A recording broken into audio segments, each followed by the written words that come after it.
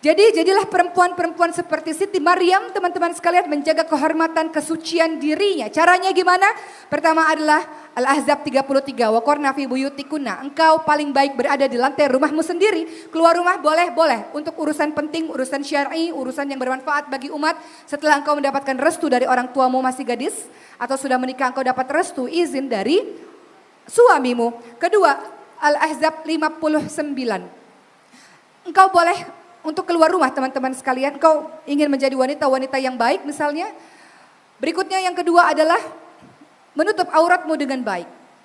Yudnina 'alaihina min jalabibihinna dzalika adana ifrafna fala yu'dzain. Ulurkan jilbab ke seluruh tubuh supaya kamu mudah dikenal sehingga kamu tidak diganggu. Maka pakailah kerudung yang membuat dirimu sebagai wanita terhormat, bukan kerudung yang sebagai perhiasan. Ada kembang 7 rupa di atas kepala misalnya, atau kerudung sakaratul maut. Tahu kerudung sakaratul maut?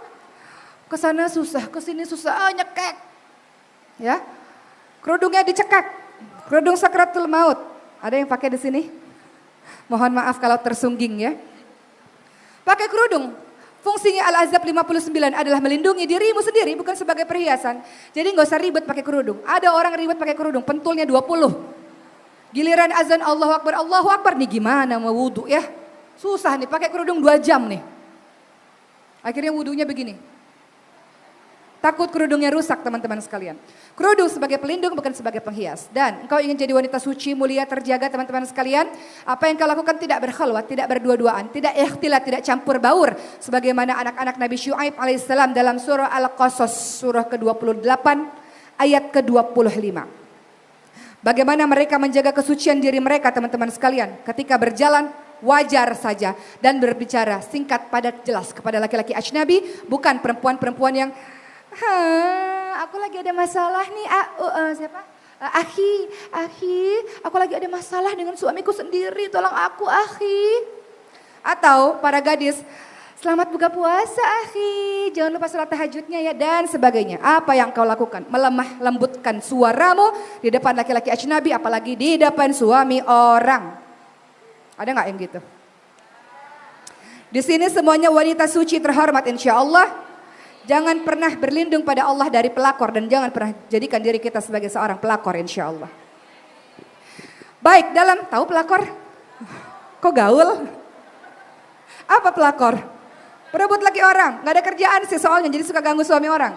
Ya, atau kita berlindung dari Allah dari wanita-wanita yang sedemikian ya. Bagaimana caranya engkau ingin jadi wanita mulia, terjaga, terhormat, menjaga kesucian dirimu seperti Siti Maryam? Baca surah Al-Qasas ayat 25. Bagaimana anak-anak Nabi Syuaib ketika ditolong oleh Nabi Musa. Anak-anak Nabi Syuaib hendak mengambil air untuk hewan ternak mereka. Namun banyak laki-laki di sana. Anak-anak Nabi Syuaib tidak mau ikhtilat, tidak mau campur baur.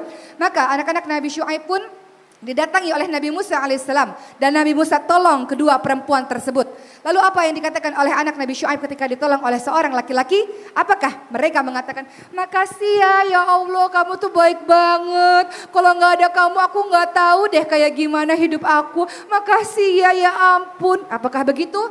Atau dengan kalimat singkat padat jelas seperti yang diucapkan, yakni dalam surah ke-20, surah Al-Qasas ayat 25. Faja'athu ihdahuma tamshi 'ala istihya qalat inna abi yad'uka liyajziyaka ajra ma saqaita lana. Kemudian datanglah kepada Musa salah seorang dari kedua perempuan itu berjalan dengan malu-malu dan berkata, sesungguhnya ayahku mengundangmu untuk memberi balasan sebagai imbalan atas kebaikanmu memberi minum ternak kami. Titik. Singkat, padat, jelas, nggak macam-macam ngomongnya, nggak aneh-aneh ngomongnya, nggak curhat panjang-panjang kepada laki-laki ajnabi, laki-laki asing. Itu adalah langkah untuk menjaga kehormatan kesucian dirimu, wahai teman-teman sekalian.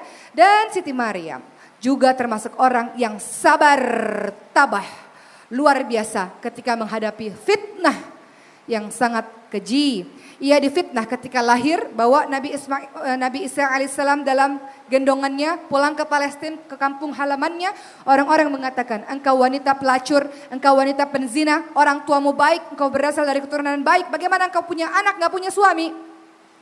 Nabi Isa alaihissalam lah yang menjelaskan semuanya. Siti Maryam diam karena diperintahkan oleh Allah diam, apapun yang terjadi diam, puasa bicara. Dan Nabi Isa alaihissalam menjelaskanlah semuanya apa yang terjadi sesungguhnya, siapa dirinya sesungguhnya. Bahwa dia adalah Nabi Allah yang diperintahkan untuk bersujud, ruku kepada Allah Subhanahu wa taala, mengajak orang lain kepada kitab Allah Subhanahu wa taala. Begitulah teman-teman, bagaimana kisah dari Siti Maryam. Saya berharap dengan ucapan saya yang cepat ini, teman-teman semua bisa memahami bahwa sebagai ibu kita punya kewajiban untuk punya cita-cita besar kepada anak-anak kita.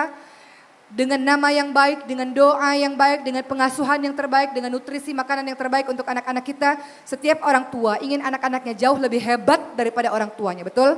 Setiap orang tua tidak ingin anak-anaknya mengulangi kesalahan yang sama seperti yang dilakukan oleh orang tuanya, betul? Maka kita ingin anak-anak kita harus lebih hebat daripada kita. Penerus perjuangan Rasulullah SAW belajar dari keluarga Imran. Dan para gadis, jagalah kesucian dirimu, kemuliaan dirimu, kelak engkau akan diberikan laki-laki yang baik sebagaimana dalam firman Allah dalam surah An-Nur 26.